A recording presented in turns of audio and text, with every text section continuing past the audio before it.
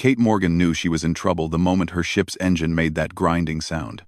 She had been flying cargo routes for 8 years, and that sound meant something bad was about to happen. Very bad. The small cargo hauler shook hard. Warning lights filled the cockpit with red and orange flashes. Kate's hands moved fast across the controls, trying everything she knew to keep the engine running. Nothing worked. The power died, and suddenly she was falling toward the planet below. "Come on," Kate said through her teeth. She pulled hard on the manual controls, trying to angle the ship toward flat ground. The cargo hauler spun as it fell through the atmosphere. Heat built up around the hull. Kate could hear metal groaning and bending. She saw the mining colony below. Viridian 7. She had delivered supplies there twice before. It was a small place. Maybe 50 workers, digging up rare minerals for the Galactic Council. Right now, it looked like her only chance. The ship hit hard. Kate's head snapped forward against the restraints. Metal screamed. The cargo hauler bounced once, twice, then slid across rocky ground, before finally stopping. Smoke filled the cockpit. Kate coughed and hit the release on her restraints. She grabbed the emergency kit and kicked open the door. Outside, she fell to her knees on the rocky ground. Her head hurt. Her shoulder hurt. But she was alive. She looked back at her ship. The entire engine section was torn open and burning. Black smoke rose into the pale sky. That ship would never fly again. Kate stood up slowly and looked around. The colony was about half a mile away. She could see the main buildings, the processing center, the communication tower. Everything looked quiet. Too quiet. She started walking, carrying the emergency kit. Her legs felt shaky. The colony should have responded to her crash. Someone should have come to help. But there was nothing. No vehicles. No people. Just silence. It took her 20 minutes to reach the colony entrance. The main gate was open. Kate walked through carefully, looking at everything. The buildings looked fine. No damage. No signs of a fight, but there was nobody there. "Hello?" Kate called out. Her voice echoed off the metal walls. "Is anyone here?" Nothing. She walked to the main office building and went inside. The lights were still on. Computer screens glowed in empty rooms. Coffee cups sat on desks, still half full. It was like everyone had just vanished. Kate found the security office and sat down at the main console. Her hands were shaking as she pulled up the system logs. What she saw made her stomach drop. 3 days ago, raiders, the creche. Kate pulled up the security camera recordings. She watched as armored figures poured into the colony. The creche were tall, maybe 7 feet, covered in dark combat armor that bristled with weapons and equipment. Their helmets had no visible eyes, just smooth black surfaces with glowing sensor strips. The colony workers hadn't stood a chance. Within an hour, everyone was rounded up and loaded onto creche transport ships. Kate watched the evacuation footage. The workers looked terrified but unhurt. The creche wanted prisoners, not bodies. She kept watching. After the transports left, more creche arrived. Military units. They set up equipment throughout the colony.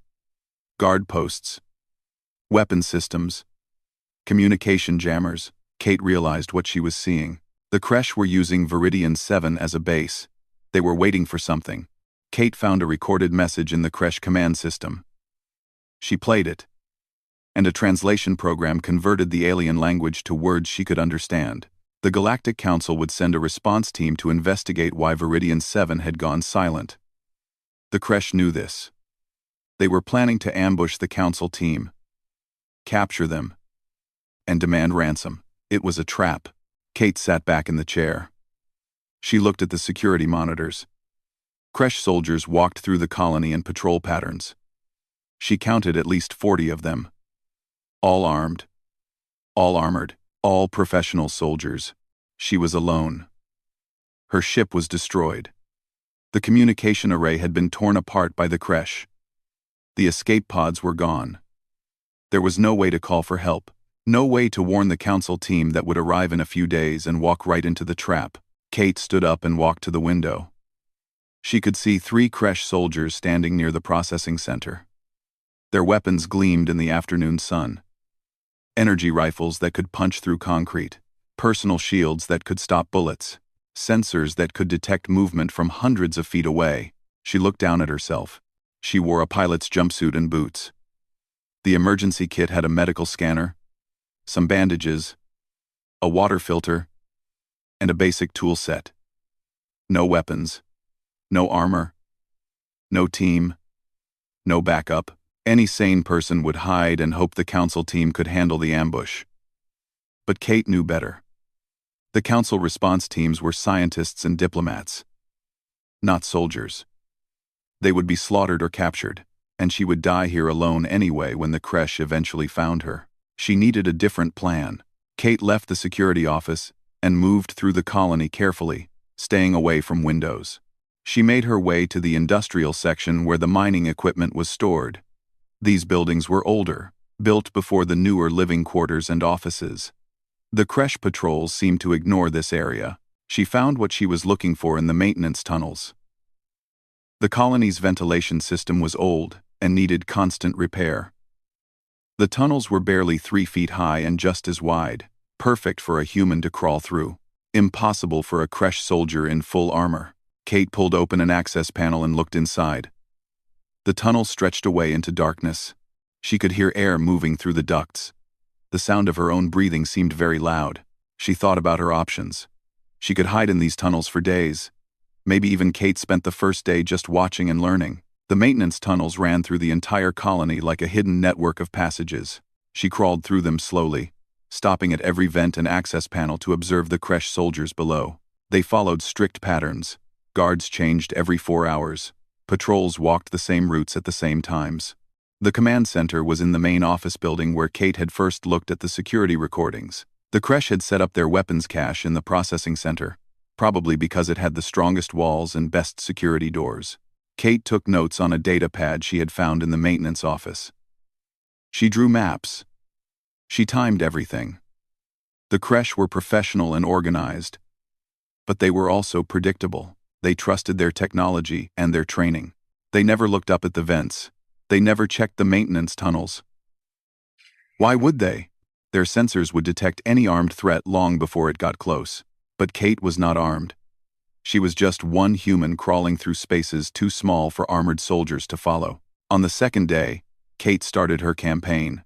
She began with the food synthesizers in the mess hall. The Kresh had brought their own equipment, but they were using the colony's power systems to run it.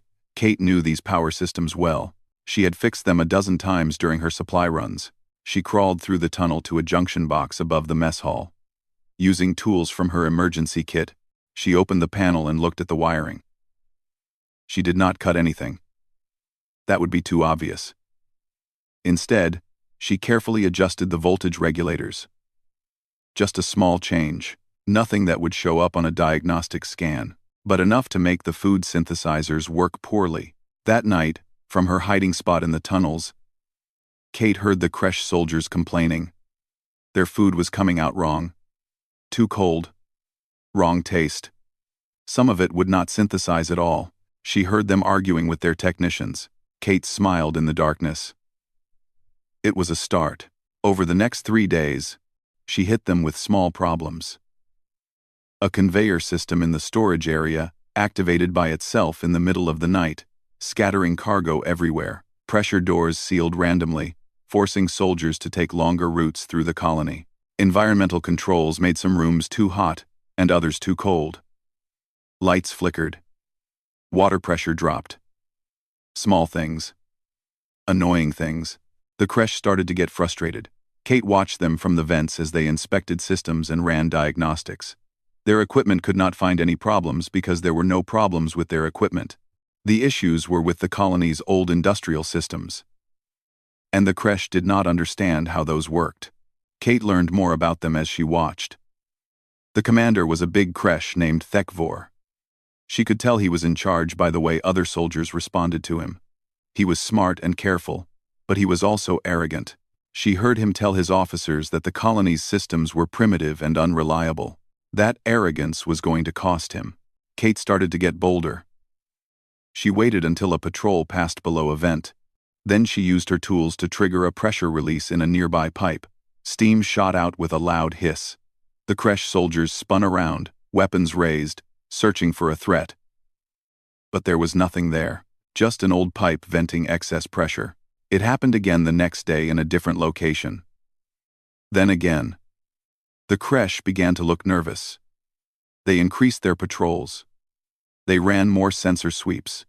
But their sensors were designed to detect weapons, armor, explosives, energy signatures. They could not detect one small human hiding in the walls. Kate watched HFY holding a meeting with his officers. She could not hear everything they said, but she understood the gestures and body language. They suspected sabotage, but they could not find the saboteur. Some officers wanted to search every inch of the colony. Others said it was a waste of time. Probably just system failures in the old facility. HFY made his decision. He ordered systematic sweeps of all main buildings and corridors. Teams of 4 soldiers would search every room, but they would not waste time on the maintenance tunnels and industrial sections. Those areas were too small and too unimportant. Another mistake.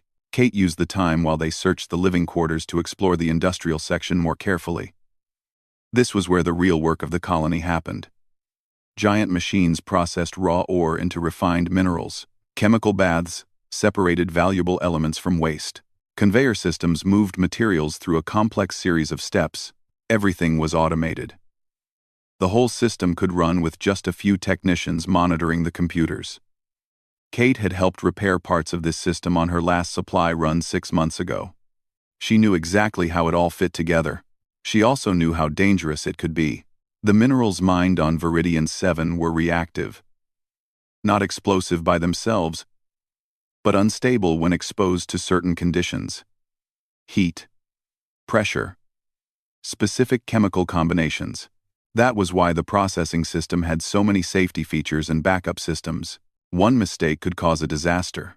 Kate sat in a maintenance tunnel above the main processing floor and looked at everything. Her engineering mind started to see possibilities. The ore containers, the chemical storage tanks, the conveyor systems, the power feeds, the containment fields that kept the volatile materials stable. She could work with this. But first, she needed to make sure the Kresh could not just leave when things went wrong. Kate crawled through the tunnels to the hangar bay, where the Kresh had parked their ships. 3 fast attack craft, sleek and deadly. Guards stood at the entrance, but nobody watched the maintenance access. Kate spent hours studying the hangar's systems. The bay doors, the environmental controls, the emergency lockdown protocols. Like everything else in the colony, these systems were old and simple. They had manual overrides that required no computer access, just mechanical switches and pressure valves. Technology so primitive that the Kresh probably did not even know it existed. Perfect. Kate made her preparations carefully. She crawled through the colony like a ghost, gathering materials, wire from communication panels, chemicals from maintenance supplies, components from her crashed ship that she retrieved during a patrol gap. Everything she collected was innocent by itself. Nothing that would register as a threat on Kresh sensors. She worked through the nights, sleeping in short bursts during the day when she could hide in secure spots. Her body ached from crawling through tunnels. Her hands were cut and bruised from working with rough metal and sharp tools. But she kept going. On the 7th day, she was ready. Kate positioned herself in the maintenance tunnel above the colony's main control room. Below her, HFY was meeting with his officers again. She could hear them clearly through the vent. They were discussing the council response team. It would arrive in 2 days. Everything was prepared for the ambush. HFY sounded confident. He was looking forward to the victory and the ransom credits. The Kresh response was exactly what Kate expected. Laughter, then anger. Then a massive search operation. Through the vent above the control room, Kate watched HFY give orders. His officers spread out across the colony with their soldiers. They were going to tear the place apart to find her. Good. That was what she wanted them to do. She crawled away through the maintenance tunnels, moving toward the processing center. Behind her, she could hear the sounds of the search. Doors being smashed open, equipment being moved. The Kresh were not being careful anymore. They were frustrated and angry. They wanted to find the human who had dared to threaten them. Kate reached the processing center and dropped down through an access panel into a room full of computer terminals. This was the heart of the mining operation. From here, the entire automated system could be controlled. She sat down at the main terminal and started working. The login screen asked for a password. Kate typed in the emergency override code that all Frontier colonies used. The screen changed, giving her full access to every system in the facility. She pulled up the ore processing controls. Rows of data filled the screen. Current mineral loads, containment field strengths, chemical bath temperatures, conveyor speeds, safety margins. Everything looked normal and stable. Kate began making changes. She started with the containment fields that held the refined reactive minerals in stable suspension. She did not turn them off. That would trigger immediate alarms. Instead, she adjusted the field frequencies very slightly. The change was so small that the safety systems did not register it as a problem. But over time, it would cause the minerals to become unstable. Next, she reprogrammed the mining drones. These small automated vehicles moved ore containers around the facility. Kate gave them new instructions. Instead of following their normal routes, they would begin repositioning containers to specific locations throughout the processing center. Again, nothing that would trigger alarms, just routine movement of materials. She adjusted the chemical bath systems. The baths used to separate valuable elements from raw ore were highly acidic and kept at precise temperatures. Kate changed those temperatures. Not by much. Just enough to start creating the wrong chemical reactions. In a few hours, the baths would begin producing unstable compounds. The conveyor systems were next. Kate programmed them to slow down in certain sections and speed up in others. This would cause ore to pile up in places where it should not be. More chaos. More unstable materials gathering in the wrong locations. All of these changes were small by themselves. But together, they were turning the entire processing center into a bomb. A crude bomb, made from industrial equipment and basic chemistry. But a bomb nonetheless. Kate heard sounds outside the room. Heavy footsteps. Kresh soldiers searching the processing center. She saved her changes and quickly closed the terminal. She climbed back up into the maintenance tunnel just as the door burst open below. 3 Kresh soldiers entered, their weapons raised. They scanned the room with their sensors. Kate held her breath in the tunnel above them, not moving. She watched through the vent as they checked the terminals, looked under desks, opened storage closets. One of them examined the computer screen, but it showed only normal operations data. Nothing suspicious. After 5 minutes, they left. Kate waited another 10 minutes before moving. Her heart was pounding.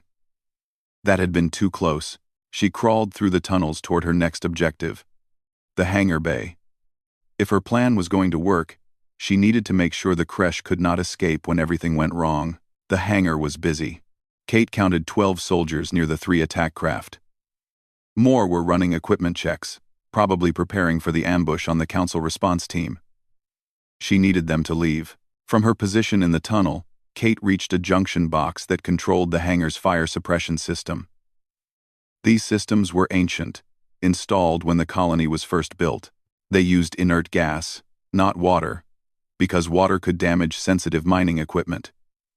The gas would flood the entire hangar in seconds if the system detected a fire. Kate did not need a real fire. She just needed the system to think there was a fire. She carefully rewired the temperature sensors, connecting them to a small power cell from her emergency kit. Then she waited. Below her, Kresh soldiers walked back and forth. Time passed slowly. Finally, a patrol left the hangar, reducing the number of soldiers inside. Kate triggered her modification. The power cell sent a surge through the temperature sensors. The fire suppression system thought it detected extreme heat. Alarms blared. Inert gas began flooding into the hangar from vents in the ceiling. The Kresh soldiers reacted instantly, running for the exits. The gas was not dangerous, but it would displace all the oxygen in the hangar within minutes.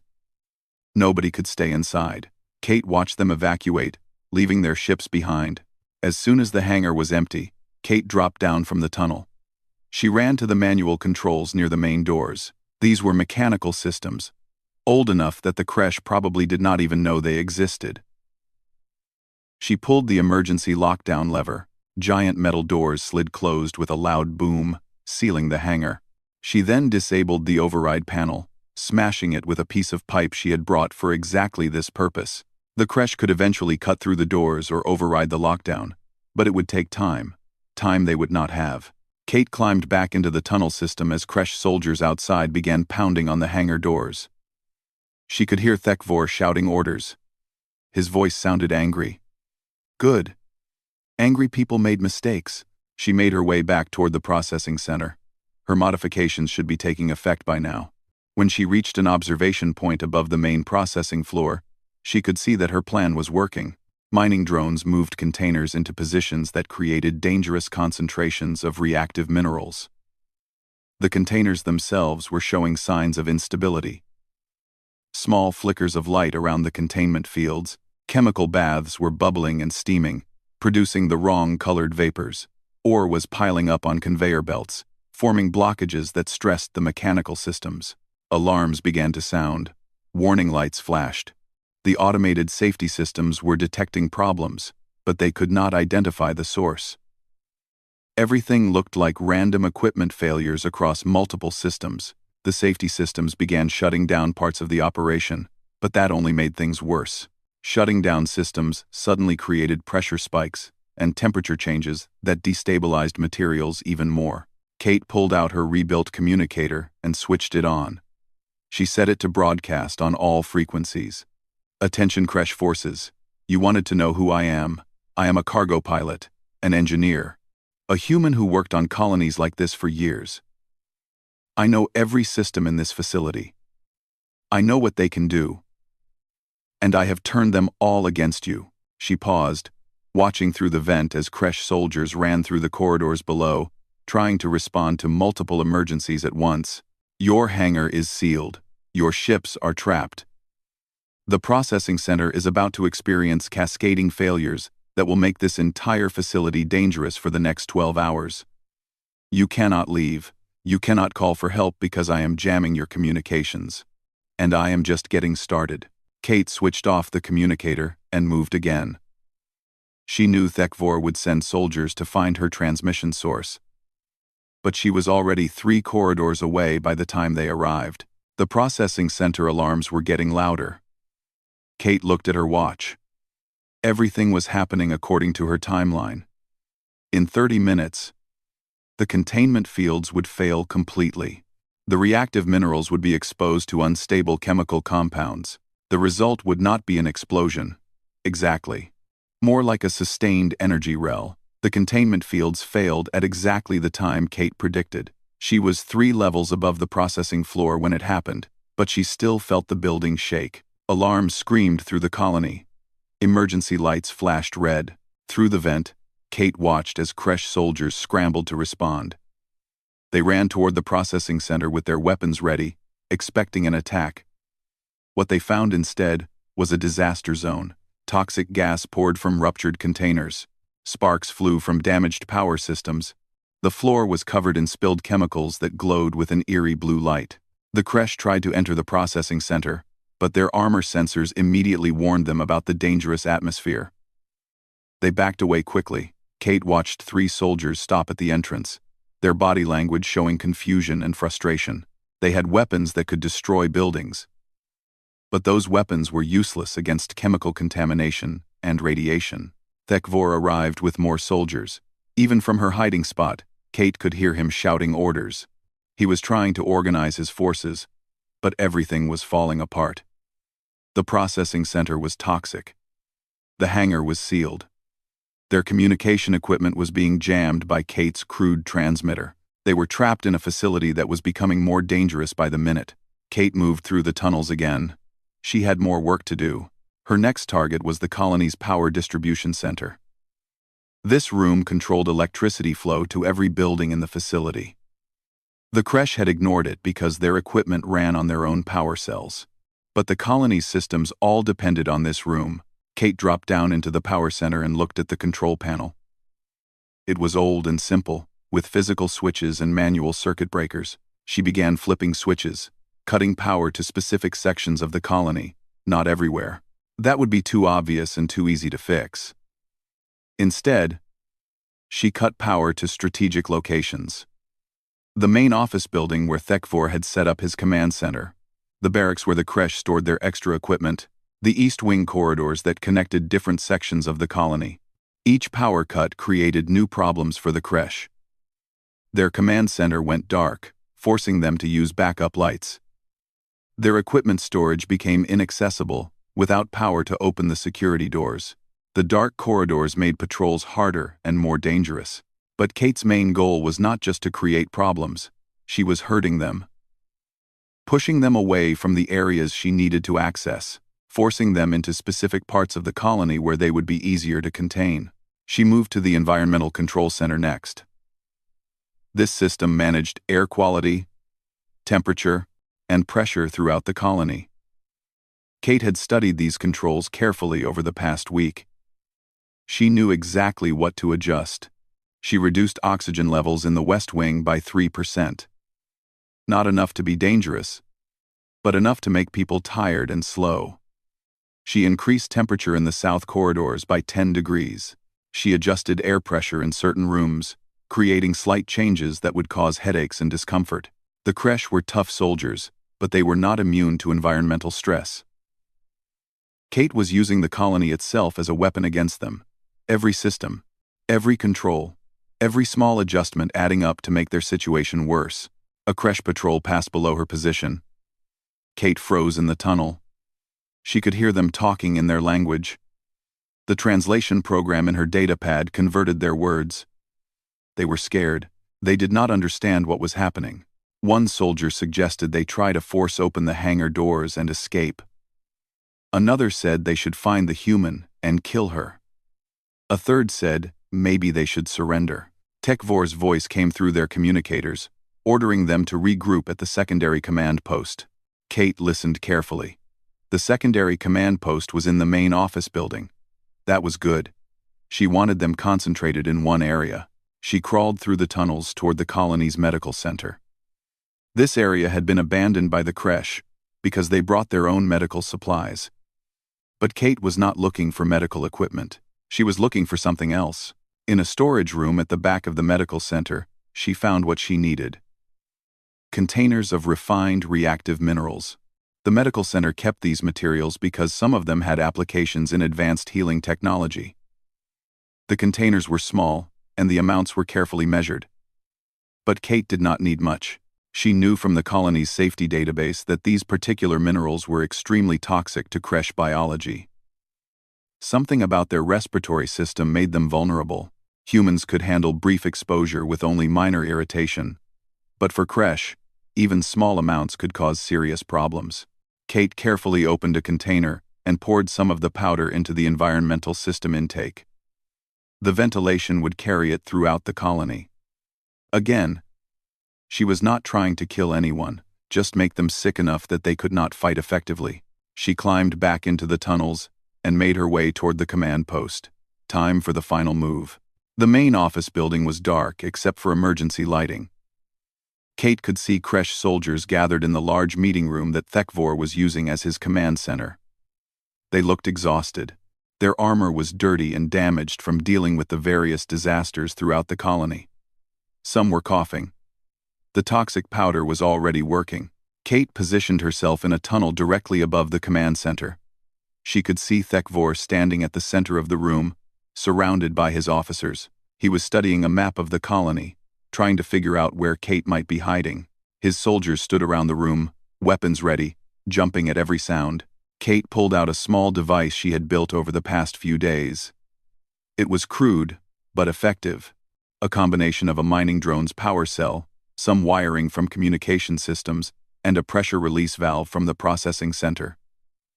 She had turned it into a flashbang device. It would not hurt anyone, but it would create a lot of noise and light. She dropped it through a vent into the command center and immediately covered her ears. The explosion was loud. Bright light filled the room.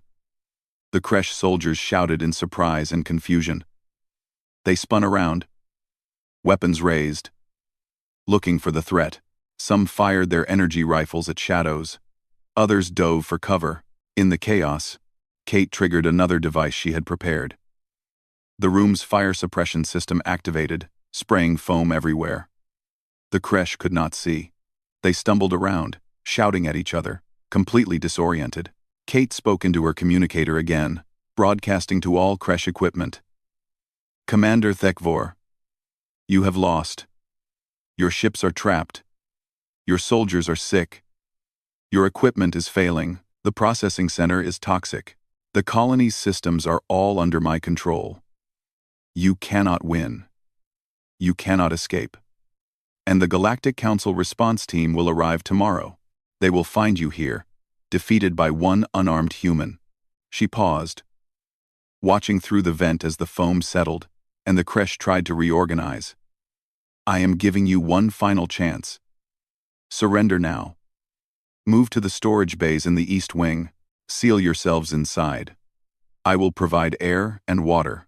When the Council arrives, you will be turned over for trial. You will live.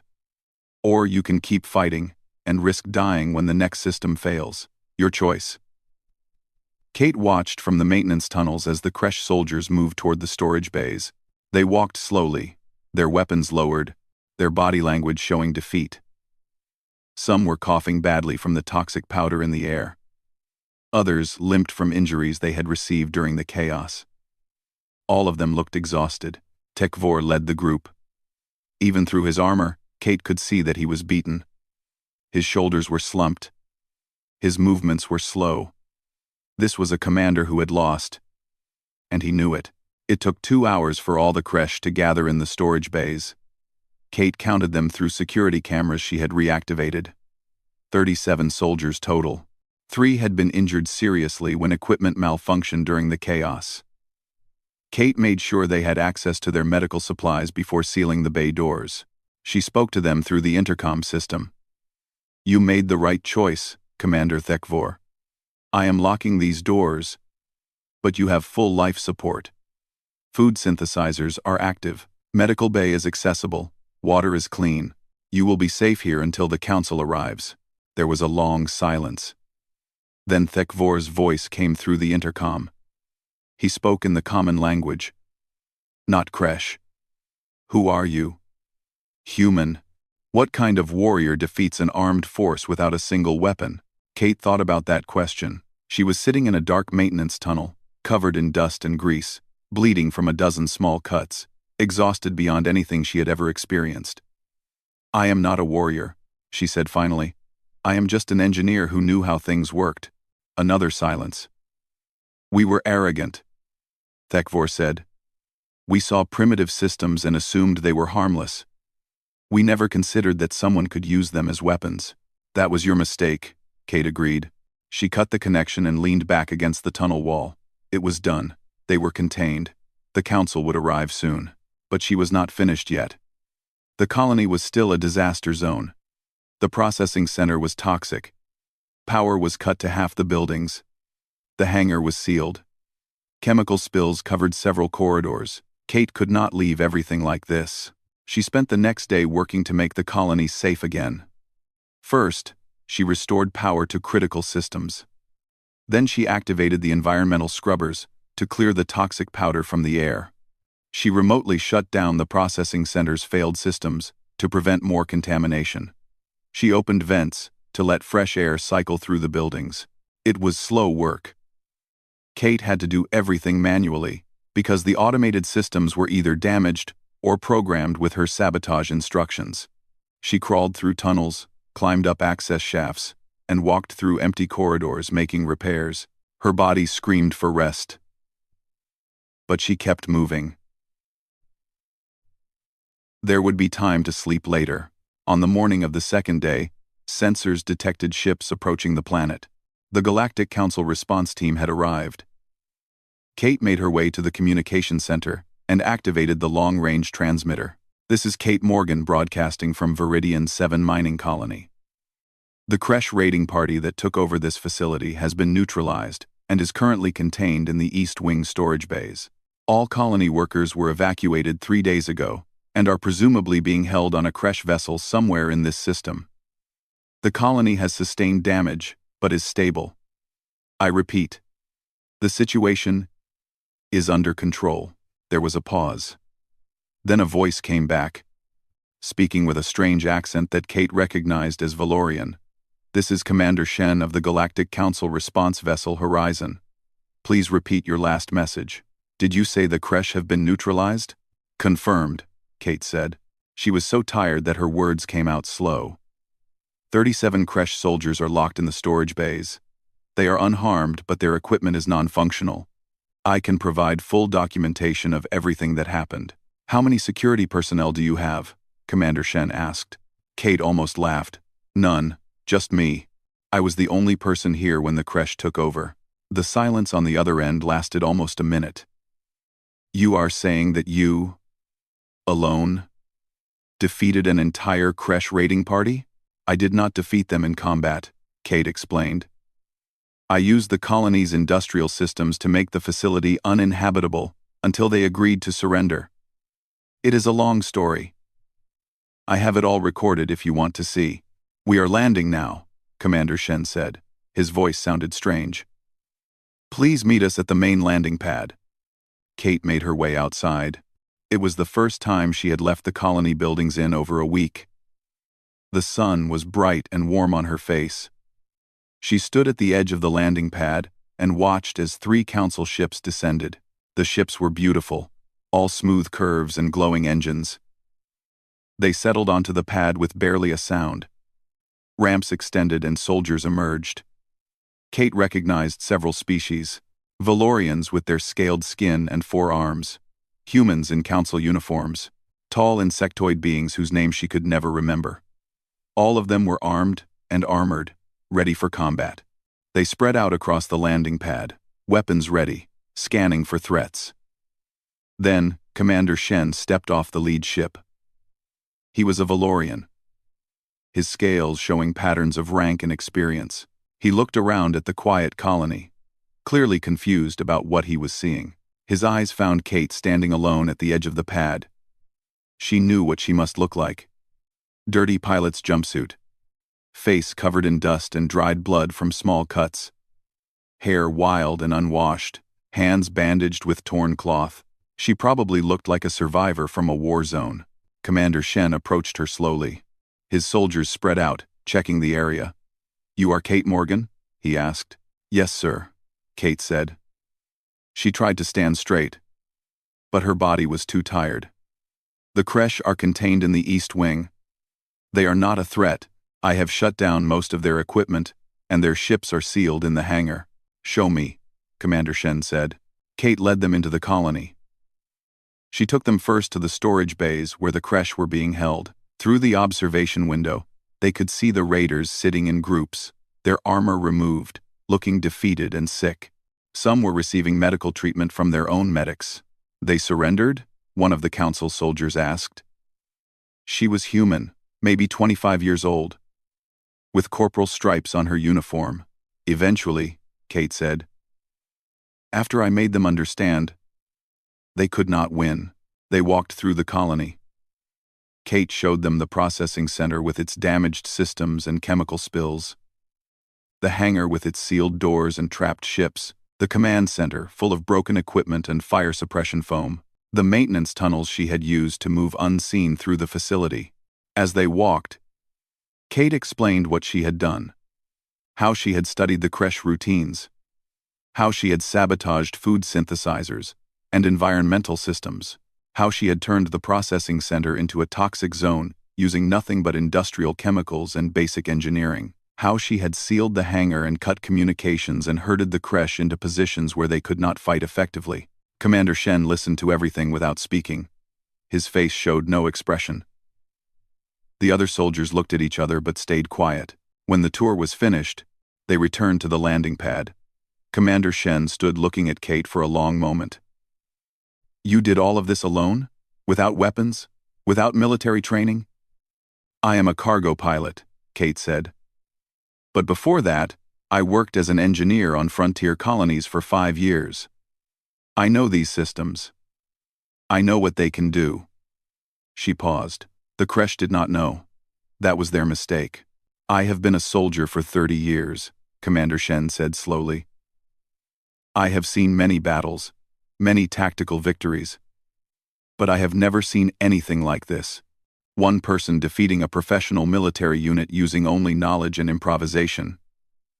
He shook his head. This will be studied in military academies for years. Ada. Kate felt her face get hot. I just did what I had to do. The Kresh were planning to ambush your team. I could not let that happen. You saved many lives, Commander Shen said. Including your own. The Council will want to honor you for this.